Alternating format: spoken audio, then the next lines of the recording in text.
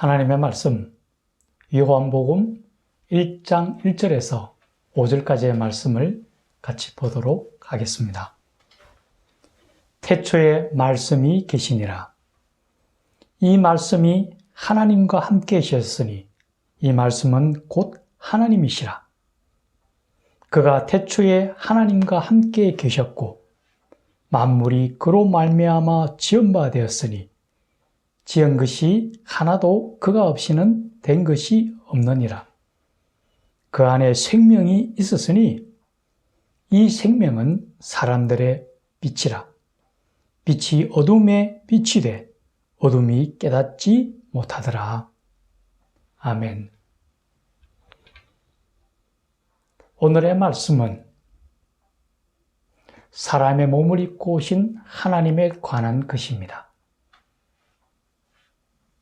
이 시간 주의 성령께서 임재하셔서 우리 모두에게 은혜가 충만한 시간이 되기를 간절히 축원합니다. 이제 며칠이 있으면은 성탄절입니다. 이 성탄절은 우리 그리스도인에게 있어서 매우 중요한 날임에 틀림없습니다. 그것은 하나님께서 인간을 구원하시기 위해서 직접 인간의 몸을 입고 이 땅에 오신 날이기 때문입니다. 그런데 이 하나님께서 오시는 모습은 창조주로서 영광과 존귀를 덧입는 모습이 아닌 가장 낮고 비천한 말구유에서 태어나셨습니다.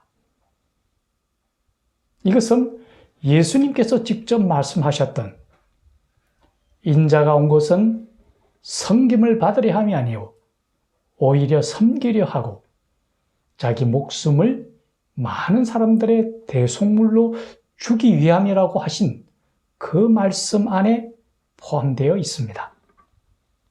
즉 예수님의 섬김은 자기 희생을 통한 인간의 구원을 이루시기 위한 것이었습니다. 이제 성탄절을 앞두고 이 성탄절이 우리에게 주는 중요한 의미에 대해서 함께 살펴보기를 원합니다. 먼저 우리가 기억해야 할 것은 예수님께서 이 세상에 빛으로 오셨다라는 겁니다. 흔히들 우리 인생을 비유하기를 배의 항해에 비유하기를 합니다. 그런데 배가 출항을 해서 긴 항해를 마치고 목적지에 도달하기 위해서는 반드시 있어야 할 부분들이 있습니다. 그 중에 하나가 등대일 것입니다.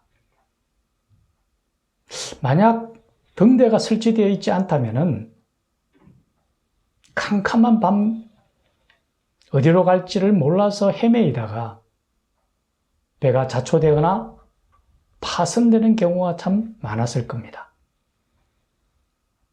우리 인생에 있어도 마찬가지입니다. 배의 항해와 같이 우리에게도 이러한 우리의 갈 길을 비춰주는 등대와 같은 불빛이 필요하다는 거죠. 물론 늘 불빛이 필요한 것은 아닐 겁니다. 하지만 우리가 살아가는 가운데서 칠흑과 같은 암흑에 휩싸이게 되었을 때에 그 암흑을 뚫고 나오려면은 불빛이 있어야만 그 암흑을 나올 수 있습니다. 우리가 긴 인생을 살다 보면은 예기치 않게 정말 캄캄하게 어두워지는 그런 암흑과 같은 경우를 종종 경험할 겁니다. 저도 그렇고 예배에 임하시는 모든 분들이 아마 그런 경험들을 대부분 했을 겁니다. 그때에 우리 인생에 있어서의 올바른 길을 가기 위해서는 반드시 빛 대신 예수님이 있어야 된다는 것은 그것은 예수님이 빛으로 오셨기 때문입니다. 그런데 세상은 빛을 싫어합니다. 왜냐하면 그들이 어둠 속에 있어야만 그들의 불의함이 드러나지 않기 때문입니다.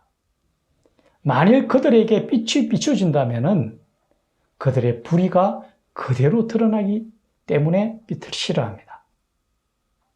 그래서 세상 사람들은 빛이신 예수님을 싫어합니다. 하지만 우리는 그리스도의 자녀로서 세상의 어둠 속에 머물러서는 안 되겠죠. 빛이신 예수님을 따라서 빛으로서의 삶을 이루어 나가야 될 것입니다. 이제 성탄절이 되면은 빛으로 오신 예수님을 바라보면서 빛 가운데 힘차게 달려갈 수 있는 그리스도인이 되어야만 마땅할 것입니다. 두 번째로 우리가 생각할 수 있는 것은 예수님은 생명이 주로 오셨다라는 거죠.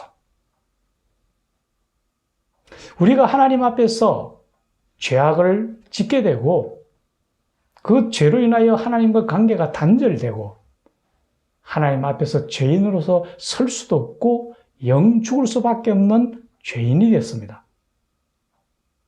하지만 하나님께서는 하나님의 형상대로 지음을 받은 우리 인간을 불쌍히 여기셔서 우리 인간을 구원하시기 위하여 하나님께서 직접 인간의 이 몸을 입고 이 땅에 오셨으며 또한 그 거룩하신 몸을 십자가에 내어주셔서 우리 죄를 대신 짊어지시고 십자가에 죽으심으로 그 보혈의 공로를 통하여 우리가 죄에서 대속함을 받았습니다.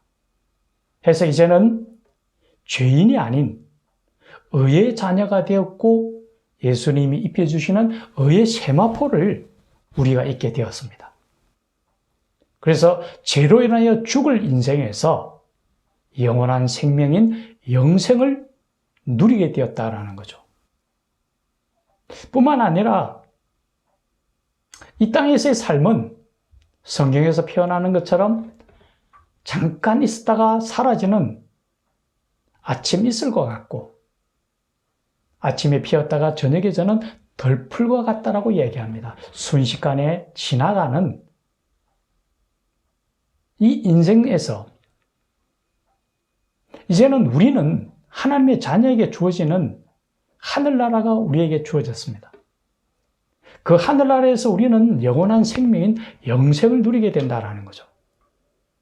예수님이 이 땅에 오신 것은 바로 우리에게 그 예수님의 자녀인 우리에게 영원한 생명인 영생을 주기 위함임을 깨닫고 이 땅에 아무것도 남겨갈 것 없는 이 땅에서의 모습만을 바라보지 마시고 하나님이 주시는 하나님 나라, 천국을 바라보면서 살아가는 하나님의 자녀가 되어야 됨을 우리는 기억해야 합니다.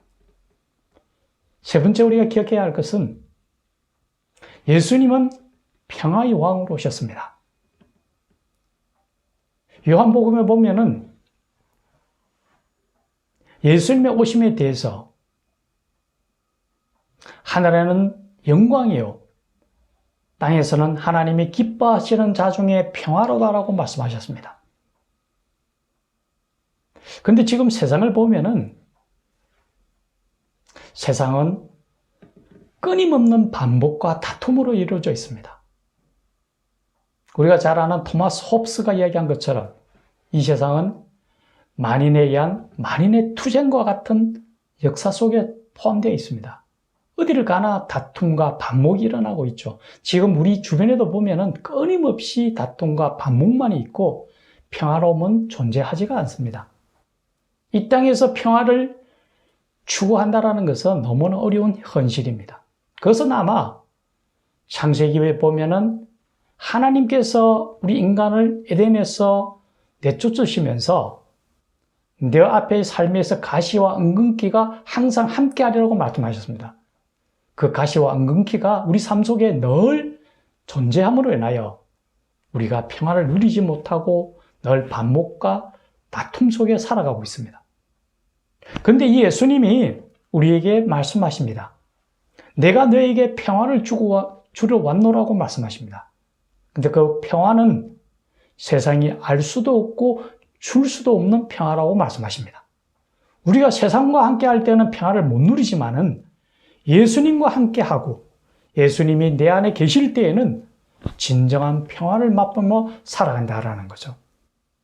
무엇보다도 우리가 이 땅에서는 평화를 못 누리지만은 우리에게 주어지는 하늘나라, 그 하늘나라 천국에서는 우리가 영원한 생명을 누릴 뿐만 아니라 영원한 안식인 평화를 누리며 살아간다라는 거죠. 이제 며칠 있으면은 성탄절입니다. 빛으로 오신 예수님을 바라보면서 예수님이 우리에게 주시는 영원한 생명을 누리며 또 예수님이 우리에게 주시는 세상이 알 수 없는 평안과 기쁨을 누리며 살아가는 승리하는 하나님의 백성들이 되기를 예수님의 이름으로 간절히 축원합니다. 같이 기도드리겠습니다. 하늘에는 영광이요 땅에서는 하나님이 기뻐하시는 자중의 평화라고 말씀하셨습니다. 빛으로 오신 예수님, 생명의 주로 오신 예수님, 우리에게 평안을 주시러 오신 평화의 왕이신 예수님, 예수님의 탄생을 우리가 마음껏 축하드리며 또한 예수님이 주신 사명을 깨닫고 주의 길을 온전히 이루어 나가며 주님의 기쁨이 온 만방에 떨칠 수 있도록 주의 길을 온전히 이루어 나가는 하나님의 백성이 되고 하나님의 귀한 자녀들이 되도록 우리의 길을 가르치시고 인도하여 주시옵소서. 우리에게 생명으로 오신 예수님 이름으로 간절히 기도드리옵나이다. 아멘.